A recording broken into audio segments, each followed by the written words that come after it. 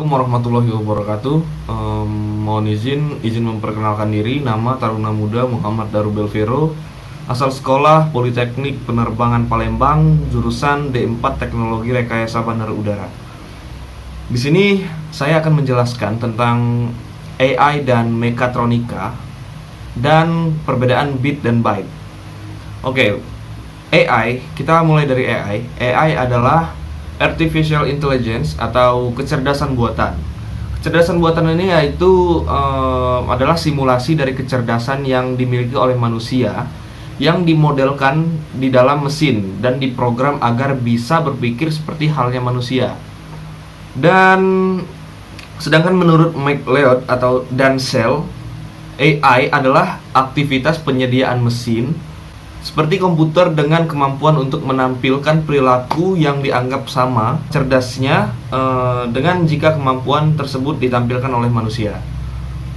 Kemudian fungsi AI, fungsi dari AI atau kecerdasan buatan ini, yaitu yang pertama membentuk teknologi atau mesin yang lebih pintar. Jadi membentuk teknologi yang lebih pintar agar bisa menciptakan hal-hal atau membantu fasilitas-fasilitas manusia. Dan yang kedua, membuat teknologi lebih bermanfaat. Lebih bermanfaat dimana maksudnya yaitu lebih banyak fungsi dan menjadi multifungsi untuk berbagai macam fasilitas-fasilitas yang akan membantu manusia. Dan yang ketiga yaitu untuk memahami kecerdasan. Dan contoh-contoh AI yaitu yang pertama Deepface Facebook, yaitu ada di platform Facebook yang berfungsi untuk mengenali wajah seseorang yang ada pada postingan foto. Kemudian rekomendasi e-commerce, yaitu ketika kamu berbelanja ada produk-produk direkomendasikan untukmu, dan produk-produk tersebut merupakan hasil proses dari AI atau Artificial Intelligence, atau bisa disebut dengan kecerdasan buatan.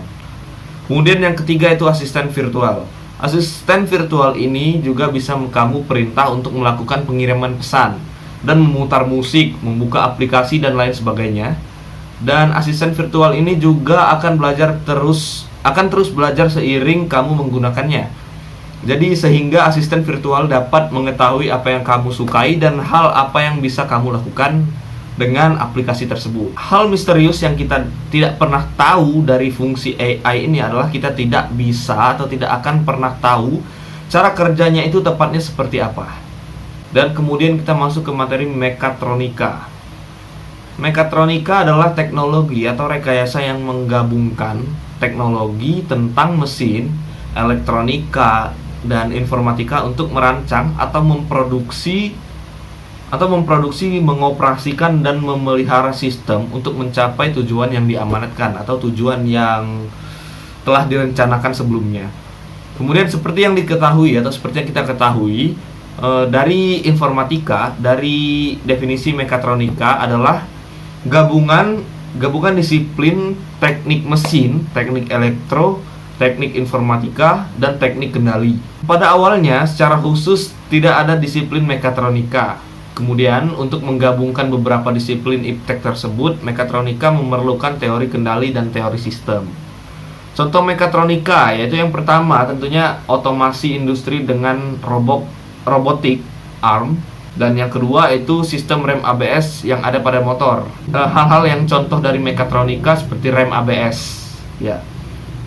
Kemudian fungsi mekatronika. Yang pertama untuk meningkatkan fleksibilitas atau meningkatkan semacam kenyamanan fasilitas-fasilitas yang dapat membantu juga. Kemudian yang kedua itu untuk meningkatkan kehandalan. Kehandalan yang disebut dengan fasilitas-fasilitas tersebut yang bisa diandalkan untuk berfungsi atau bekerja dengan maksimal dan bekerja sesuai dengan ketentuan atau bekerja sesuai dengan rencana yang sudah ditentukan dari awal. Dan yang ketiga itu untuk meningkatkan presisi dan kecepatan. Jadi mekatronika ini juga berfungsi untuk meningkatkan presisi dan kecepatan. Kemudian kita akan menjelaskan 5 perangkat. Yang pertama itu ada hardware input. Hardware input ini adalah perangkat yang digunakan untuk memasukkan data ke komputer. Data yang telah masuk menggunakan hardware input akan diolah melalui suatu proses. Kemudian jenis perangkat yang digunakan menginput dan mengontrol data ke dalam komputer ada banyak jenis contohnya seperti keyboard, mouse, dan mousepad, scanner, disk drive, trackball, dan juga joystick. Itu adalah komponen-komponen pembantu. Selain hardware input, ada juga hardware output, yang dimana hardware output ini adalah perangkat keras yang ada di komputer yang berguna untuk mencetak dan menampilkan informasi hasil input yang berasal dari hardware input yang sudah melewati proses dari hardware proses. Kemudian contoh dari hardware output adalah monitor, speaker, dan printer. Itu adalah sebuah komponen yang saling bekerja dan saling membantu. Kemudian selain dua jenis hardware yang telah disebutkan di atas atau yang telah disebutkan tadi, masih ada perangkat lain yang penting dalam komputer, yaitu perangkat tambahan yang berguna untuk membantu komputer untuk menjalankan perintah dari penggunanya.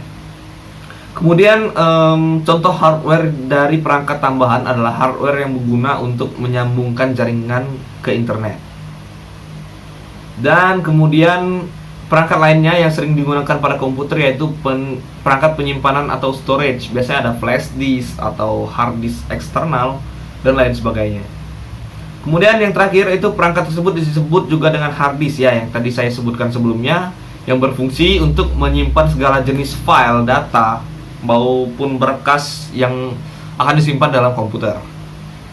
Kemudian yang ketiga itu ada prosesor atau CPU, yaitu Central Processing Unit. Contoh hardware yang pertama itu adalah Central Processing Unit atau CPU, yaitu komponen yang berupa chip atau mempunyai bentuk segi empat seperti prosesor, dan CPU sebagai pengendali proses kerja dari komputer yang dibantu oleh komponen-komponen lainnya.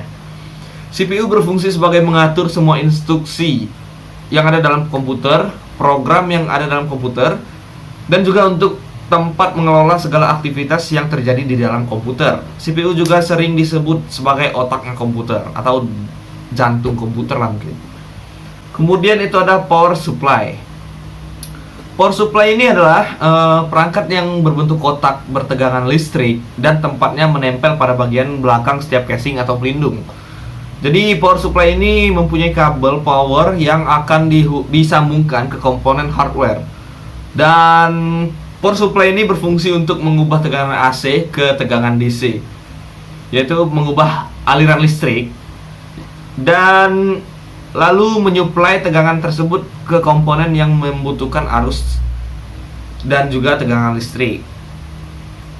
Kemudian yang kelima itu ada hard disk, yang seperti kalian mungkin semua sudah tahu, hard disk itu berfungsi untuk hard disk itu berbentuk segi empat yang isinya piringan atau platter lah, berbentuk mirip dengan piringan hitam atau motor penggerak head, papan elektronik, dan komponen lainnya yang dibungkus oleh casing yang kuat.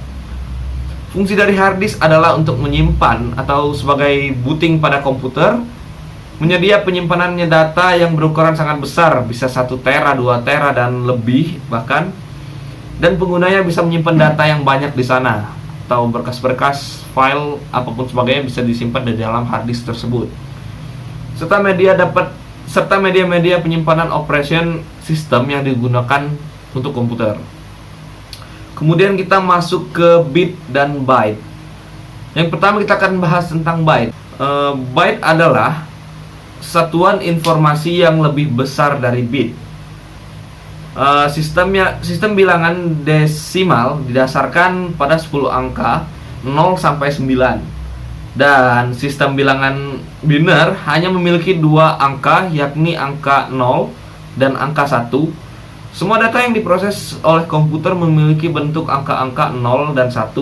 Dalam komunikasi digital, kedua nilai ini mewakili level tegangan. Kemudian untuk bit adalah kependekan dari binary digit, yang berarti digit biner. Binary digit adalah unit satuan terkecil dalam komputasi digital. Komputasi tidak menggunakan angka desimal untuk menyimpan data, Semua data komputer dapat disimpan dalam angka-angka biner dan hanya dua nilai berbeda yang bisa dinyatakan satu bit. Entah nilai 0 ataupun 1.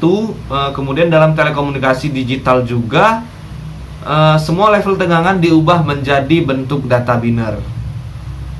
Mungkin cukup sekian yang dapat saya sampaikan pada video kali ini. Lebih dan kurang saya mohon maaf. Kalian bisa tanya-tanya juga kepada saya. Kalian bisa klik atau tulis di komentar dan sebisanya akan saya jawab. Mungkin cukup sekian dari saya. Saya Daryl Belvero. Wassalamualaikum warahmatullahi wabarakatuh. Terima kasih. Machine learning, artificial intelligence, AI, atau kecerdasan buatan adalah bagian dari ilmu komputer yang berfokus pada pembentukan mesin dengan kemampuan kecerdasan yang dapat berinteraksi dan bekerja seperti manusia. robot di berbagai macam bidang sudah mulai menggantikan manusia.